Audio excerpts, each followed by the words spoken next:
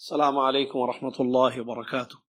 الحمد لله رب العالمين، والصلاة والسلام على رسوله الأمين، أما بعد. أعوذ بالله من الشيطان الرجيم. بسم الله الرحمن الرحيم.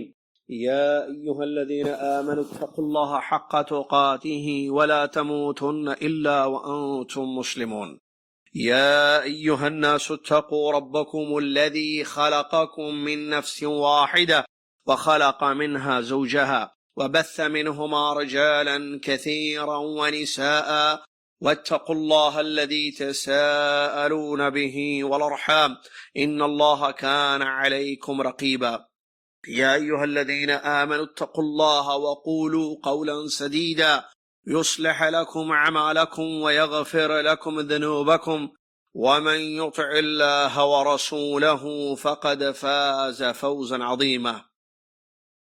روى ابن حبان في صحيحه من حديث ابن عتبان رضي الله تعالى عنه قال: قام أبو بكر الصديق رضي الله تعالى عنه على المنبر فبكى وقال: قام رسول الله صلى الله عليه وسلم عام الأول فبكى وقال: سلوا الله العفو والعافية وإن أحدا لم يعطى خيرا بعد اليقين من العافية.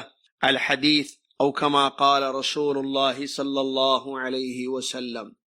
تمام تعریف، ہر قسم کی بڑائی اور کبریائی اس ایک اللہ رب العالمین کے لیے ہے، جو اللہ تبارک و تعالی ہم سب کا خالق اور مالک، ہم سب کا رازق اور ہر چیز پر قدرت رکھنے والا، بیماروں کو شفا دینے والا، مصیبت زدہ کی مصیبت کو دور کرنے والا، دعاؤں کو سننے والا، اپنے بندوں پر رحم کرنے والا اور ہر چیز کا مالک اور قادر ہے۔ سبحان اللہ و بحمدہ سبحان اللہ العظیم۔ صلاۃ و سلام ہو اس کے بعد اللہ کے آخری نبی امام الانبیاء محمد الرسول اللہ صلی اللہ علیہ وسلم کی ذات گرامی پر، کہ جنہوں نے ہم تک اللہ کا دین پہنچایا، ایسا دین جو ہر چیز کی طرف انسان کی رہنمائی کرتا ہے، ہر مشکل کا راستہ اس کو انسان کو دکھاتا ہے، اپنے رب سے ملاتا ہے اور رب کو راضی کرنے کا طریقہ بتاتا ہے۔ اللہم صلی علی محمد وعلی آل محمد کما صلیت علی ابراہیم وعلی آل ابراہیم انک حمید مجید۔ اللہم بارک علی محمد وعلی آل محمد کما بارکت علی ابراہیم وعلی آل ابراہیم انک حمید مجید۔ حمد و صلات کے بعد آج 19 ذوالقعدہ 1441 ہجری مطابق 10 جولائی 2020 عیسوی مسجد عزیزیہ سے دوبارہ اثر نو خطبے کا ترجمہ آپ کی خدمت میں پیش کیا جا رہا ہے۔ آج جس موضوع پر خطبہ ہوا وہ ہے جنت کا خزانہ۔ جنت کا خزانہ جو اللہ کے نبی صلی اللہ علیہ وسلم کی حدیث سے ثابت ہے، اور وہ ہے لا حول ولا قوت الا باللہ۔ لا حول ولا قوت الا باللہ، یہ جو کلمہ ہے یہ جنت کے خزانوں میں سے خزانہ ہے۔ اس کے بارے میں خطبہ ہوا ہے، توجہ سے مختصر یہ خطبہ ہے، ترجمے کو سماعت فرمائیں۔ مدینہ میں صحابہ رضی اللہ عنہم کے زمانے میں ایک واقعہ پیش آیا، حضرت عوف بن مالک رضی اللہ تعالیٰ عنہ کا واقعہ، جو ضعیف ہو گئے تھے، وہ اور ان کی اہلیہ رضی اللہ عنہا، اور ان کا ایک ہی بیٹا تھا اور وہی ان کے لیے سب کچھ تھا۔ ایک مرتبہ ایک بات، ان کی زندگی فقر و فاقہ کی تنگ دست زندگی ان کی گزر رہی تھی۔ ایک مرتبہ اعلان ہوا مسجد مدینہ میں اعلان ہوا کہ اللہ کے راستے میں جہاد کرنے کے لیے نکلنے کا حکم ہوا ہے۔ جب یہ اعلان ان کے بچے نے سنا، عوف رضی اللہ تعالیٰ عنہ کے، تو وہ بچہ بھی نکل گیا۔ اس کے بعد جنگ ختم ہو گئی۔ اب یہ ضعیف بڑی عمر کے صحابی عوف بن مالک الاشجعی رضی اللہ عنہ اپنے بیٹے کو ڈھونڈنے لگے، تلاش کرنے لگے، لیکن تلاش کے باوجود ان کو بیٹا نہیں ملا۔ کافی ڈھونڈا پھر بھی کوئی خبر نہیں آئی، تو اللہ کے نبی علیہ الصلاۃ والسلام کے پاس جاتے ہیں اور جا کر اپنا معاملہ پیش کرتے ہیں، کہتے ہیں کہ میں بڑی تنگ دستی کی زندگی گزار رہا ہوں اور میرے جگر کا ٹکڑا میرا پیارا بیٹا پتہ نہیں کہاں ہے، کیا وہ قید کر لیا گیا ہے یا نہیں، کوئی اس کی خبر نہیں ہے، کافی تلاش کے باوجود بھی مجھے وہ نہیں ملا۔ تو اللہ کے نبی علیہ الصلاۃ والسلام نے ان کو نصیحت کی، فرمایا اللہ سے ڈرو اور صبر کرو، اور تم لا حول ولا قوت الا باللہ کثرت سے پڑھو، لا حول ولا قوت الا باللہ زیادہ سے زیادہ پڑھو۔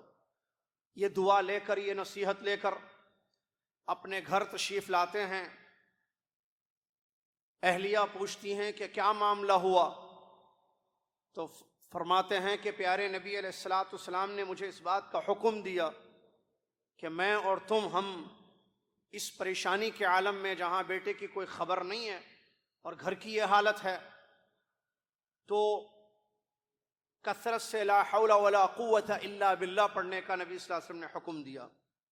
ان کی اہلیہ محترمہ رضی اللہ عنہا کہتی ہیں نعم ما امرک بہ، کتنا پیارا حکم نبی صلی اللہ علیہ وسلم نے تمہیں دیا، تو ہم اسی پر عمل کرتے رہیں گے، اس دعا کو کثرت سے پڑھتے رہیں گے، لا حول ولا قوت الا باللہ، یقین کے ساتھ، ایمان کے ساتھ، اللہ کی ذات سے مکمل امید رکھتے ہوئے۔ تو پھر عمل شروع ہوا، حدیث سنی، فرمان نبوی صلی اللہ علیہ وسلم پر عمل ہوا، صبح شام دونوں لا حول ولا قوت الا باللہ کثرت سے پڑھنے لگے۔ اچانک بغیر عادت کے خوشخبری ان کے پاس آئی، ایک عظیم خوشخبری جس کی توقع نہیں تھی۔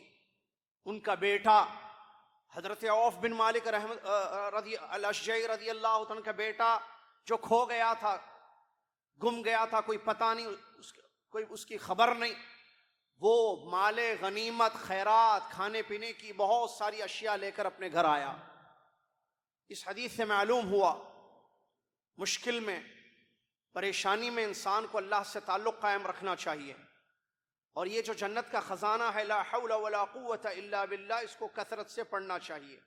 ابھی جو واقعہ آپ نے سنا، اس کو امام حاکم رحمۃ اللہ علیہ نے اپنی مستدرک میں نقل فرمایا۔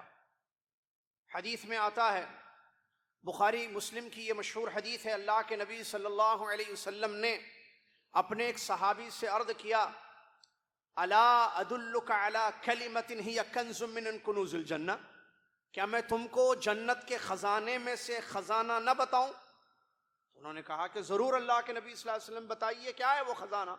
پیارے نبی صلی اللہ علیہ وسلم نے فرمایا لا حول ولا قوت الا باللہ، یہ لا حول ولا قوت الا باللہ جنت کے خزانوں میں سے خزانہ ہے۔ اسی طریقے سے انس بن مالک رضی اللہ تعالیٰ عنہ کی ایک روایت ہے، ان کا قول ہے جو بعض آثار میں آیا ہے، وہ کہتے ہیں کہ جب کسی کو اس کا مال پسند آئے، اس کو اپنی جائیداد، اپنا مال اچھا لگے، تو وہ یہ دعا پڑھے ما شاء اللہ لا قوت الا باللہ۔ اگر وہ یہ پڑھ لیتا ہے ما شاء اللہ لا قوت الا باللہ، تو اس کے مال کو کسی قسم کی آفت نہیں آئے گی، کوئی خسارہ نہیں ہوگا۔ پھر انہوں نے حضرت انس رضی اللہ عنہ نے یہ نصیحت کرتے ہوئے اس آیت کی تلاوت فرمائی، جس آیت میں ایک واقعہ ہے جس میں ایک ساتھی نے اپنے ساتھی سے کہا تھا وَلَوْلَا إِذْ دَخَلْتَ جَنَّتَكَ قُلْتَ مَا شَاءَ اللَّهُ لَا قُوَّةَ إِلَّا بِاللَّهِ إِن تَرَنِي أَنَا أَقَلَّ مِنْكَ مَالًا وَوَلَدًا۔ جب تم اپنے باغ میں گئے تھے، جو باغ اجڑ گیا تھا، خراب ہو گیا تھا، تو ساتھی نے کہا کہ جب تم اپنے باغ میں اپنے مال کو، اپنے بغیچے کو دیکھنے گئے تھے، تو تم نے یہ کیوں نہیں کہا ما شاء اللہ لا قوت الا باللہ؟ اگر یہ کہتے تو تمہارا مال آفت سے بچ جاتا۔ یہ مطلب تھا اس آیت کا ان ترنی انا اقل منک مالا وولدا، بتایا دیکھو میرا معاملہ کیا ہے، تم سے کم میرے پاس اولاد ہے، تم سے کم میرے پاس مال ہے، لیکن تعلق اللہ سے قائم ہے، اللہ کا ذکر ہے، اس لیے مال بھی بچا ہوا ہے، بچے بھی محفوظ ہیں۔ حضرت جعفر الصادق رحمت اللہ علیہ نے حضرت امام سفیان ثوری، جو امام بخاری رحمت اللہ علیہ کے استاد مشہور محدث گزرے ہیں، امام سفیان ثوری رحمت اللہ علیہ سے بیان فرمایا یا سفیان، اے سفیان، اللہ تعالیٰ جب تمہیں کسی نعمت سے نوازے اور تم چاہتے ہو کہ وہ نعمت جو اللہ نے تمہیں عطا کی ہے وہ ختم نہ ہو، باقی رہے، ہمیشہ رہے، تو تم اللہ کی تعریف کرو کثرت سے، اللہ کا شکر ادا کرو کثرت سے، اور استغفار کرو، اور لا حول ولا قوت الا باللہ زیادہ سے زیادہ پڑھو، اس لیے کہ یہ مشکلوں کو ختم کرنے والی چیز اور جنت کے خزانوں میں سے خزانہ ہے۔ جب حضرت جعفر الصادق رحمۃ اللہ علیہ نے امام سفیان ثوری رحمۃ اللہ علیہ کو یہ نصیحت کی تو وہ کہتے ہیں پھر میں نے اس نصیحت پر عمل کرنا شروع کر دیا اور لا حول ولا قوت الا باللہ کثرت سے پڑھنے لگا، تو الحمدللہ اس سے مجھے بہت زیادہ فائدہ ہوا اور خساروں سے، نقصان سے میں اپنے آپ کو، اپنے مال کو بچاتا رہا۔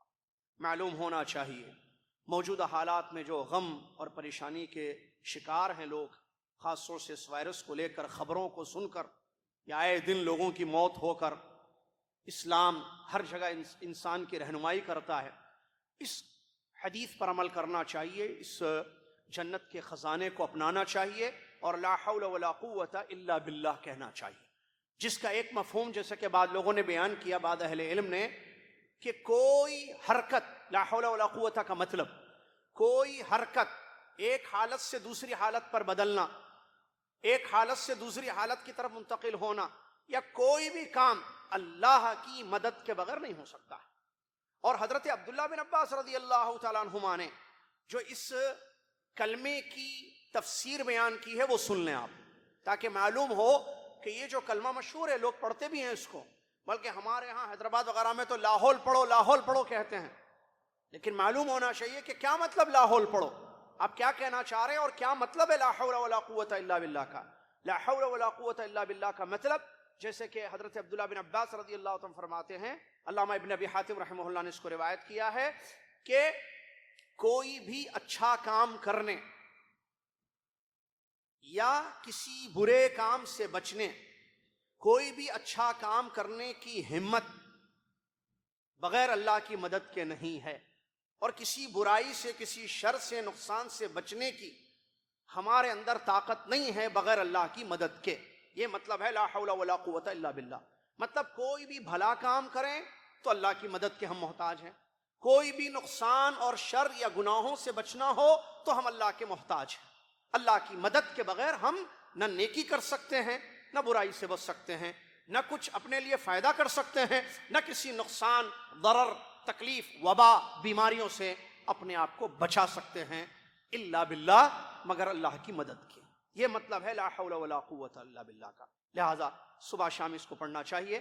بعض علماء، ایک عالم نے اپنے ایک خاص شاگرد کو، جس کی کنڈیشن بہت بری تھی، بہت پریشان حال تھا، تنگ دستی، بیماریاں، پریشانیاں، غم ہر طرف سے لاحق تھا، تو استاد نے اپنی شاگرد کی حالت کو دیکھ کر نصیحت کی، دیکھو بیٹا، جب بھی کوئی زندگی میں پریشانی آئے، مصیبت آئے، اور تم اگر لا حول ولا قوت الا باللہ صبح شام پڑھتے رہو تو انشاءاللہ اللہ تعالیٰ تمہاری مصیبت کو، تمہاری پریشانیوں کو دور کر دے گا۔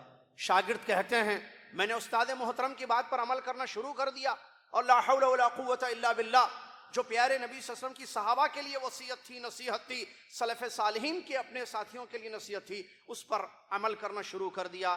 تو ایک مرتبہ نیند آئی، سو گیا میں، جیسے کہ عام طور پر نیند آتی ہے انسان کو رات میں یا دن میں، پھر سو کر جب اٹھتا ہوں تو میری زندگی میں تبدیلی آ گئی، میرے سارے پریشانیاں، میرے سارے مسائل، میرے سارے غم ختم ہو گئے۔ اللہ تعالیٰ نے اس لا حول ولا قوت الا باللہ کی کثرت سے پڑھنے سے اللہ تعالیٰ نے میری پریشانیوں کو دور کر دیا۔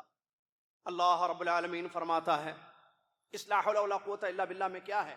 اللہ سے مدد مانگی جا رہی ہے، کیونکہ اللہ کی مدد کے بغیر کچھ بھی نہیں ہو سکتا ہے، وہ جو چاہے وہ ہوتا ہے۔ کیا دنیا کا معاملہ 3-4 مہینوں سے کیا ہے معلوم ہے آپ سے، جو اللہ نے چاہا وہ ہوا، دنیا کی کوئی طاقت کچھ نہیں کر سکتی، قوت اللہ کے پاس ہے، اللہ قوی ہے، اللہ جو چاہتا ہے وہ کرتا ہے، جب چاہتا ہے وہ کرتا ہے، جو چاہتا ہے وہ کرتا ہے، سبحان اللہ۔ لہٰذا انسان اللہ سے تعلق قائم کرے، اللہ سے اپنی لو لگائے، اللہ سے دل لگائے۔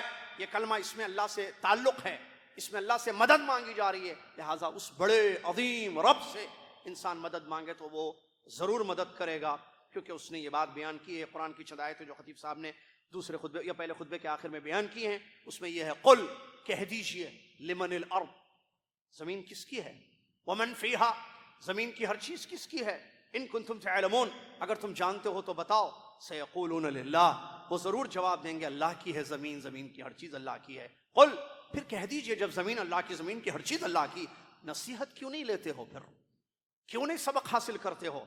دوسری آیت، قل من رب السماوات السبع ورب العرش العظیم، پوچھئے لوگوں سے، سوال کیجئے ساتوں آسمانوں کا رب کون ہے، عرش عظیم کا رب کون ہے؟ سیقولون للہ، کہیں گے اللہ ہے. تو کہو ان سے، آپ کہیے افلا تتقون، پھر ڈرتے کیوں نہیں ہو اس سے؟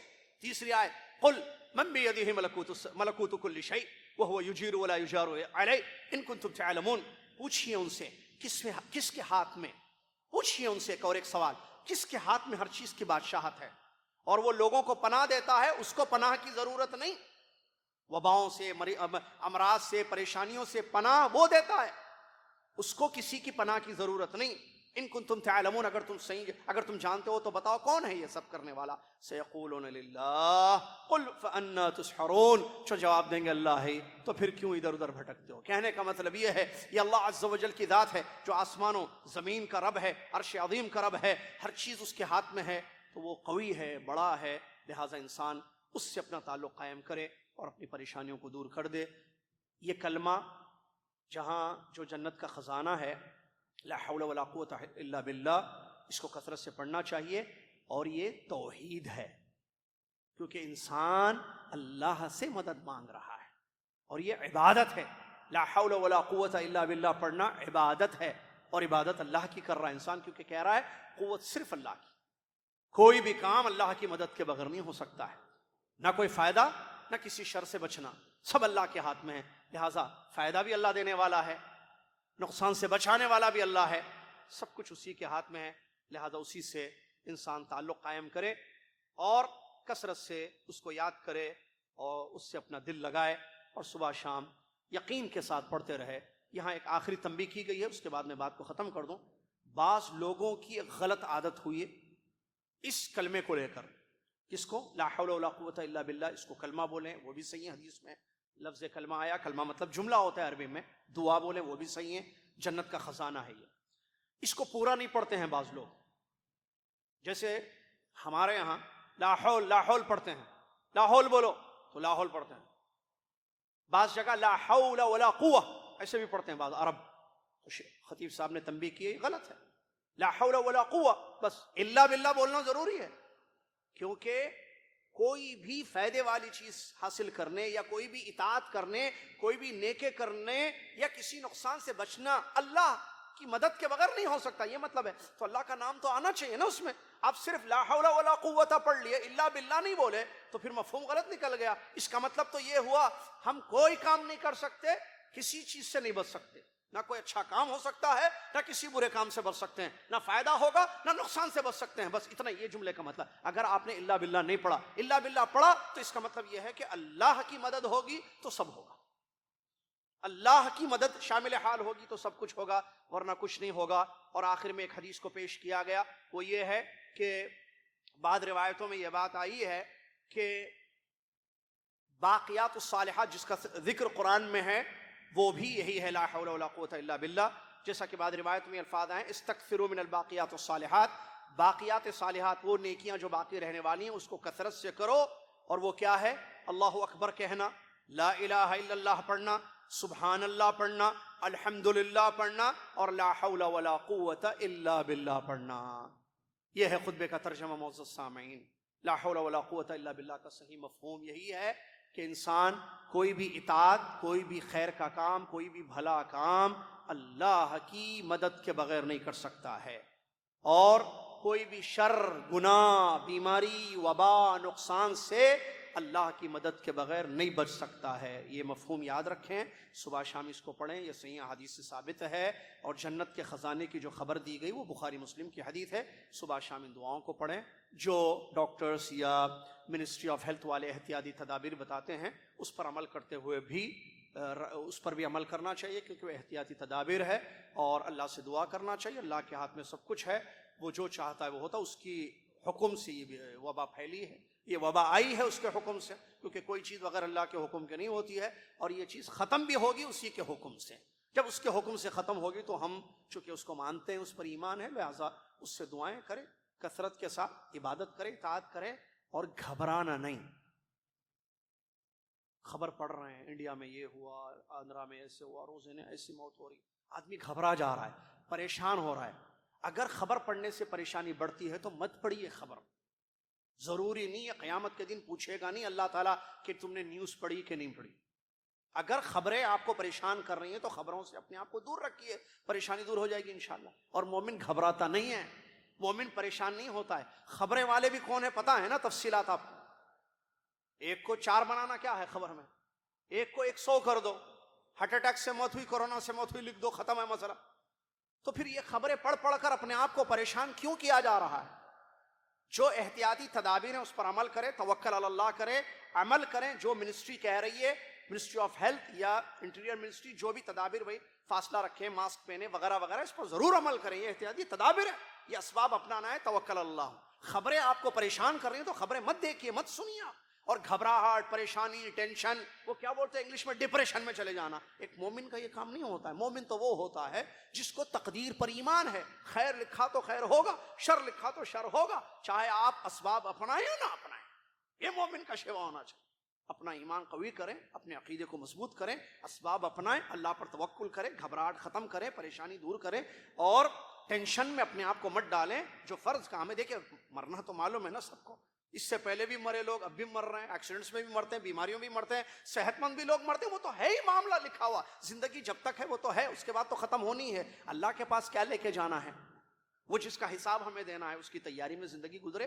فرائض، واجبات، ذمہ داریاں، توبہ اور استغفار، گناہوں سے بچنا، اللہ کو راضی کرنا، ان تمام یہ ضروری چیزیں ہیں جو ہمیں سامنے اللہ کے سامنے جواب دینے ہیں، لہٰذا اس کی تیاری میں ہم لگے رہیں۔ اللہ تعالیٰ مجھے اور آپ کو اس کی توفیق عطا فرمائے۔ اللہ تعالیٰ سے دعا ہے کہ اللہ تعالیٰ اس وبا کو، اس بیماری کو جلد از دور کرے، اور جو اس میں مبتلا ہے ہمارے بھائی یا بہن، ان کو شفا کاملہ عاجلہ عطا فرمائے، اور اللہ تعالیٰ ہمارے توکل کو، ہمارے عقیدے کو مضبوط کرے، آمین وآخر الحمدللہ رب العالمین۔ اگلا درس انشاءاللہ پیر کے دن بعد نماز عشاء درس حدیث اسی جگہ پر ہوگا۔ جزاکم اللہ خیر۔ کفارۃ المجلس، سبحانک اللہم وبحمدک، اشہد ان لا الہ الا انت، استغفرک واتوب الیک۔ السلام علیکم ورحمۃ اللہ وبرکاتہ۔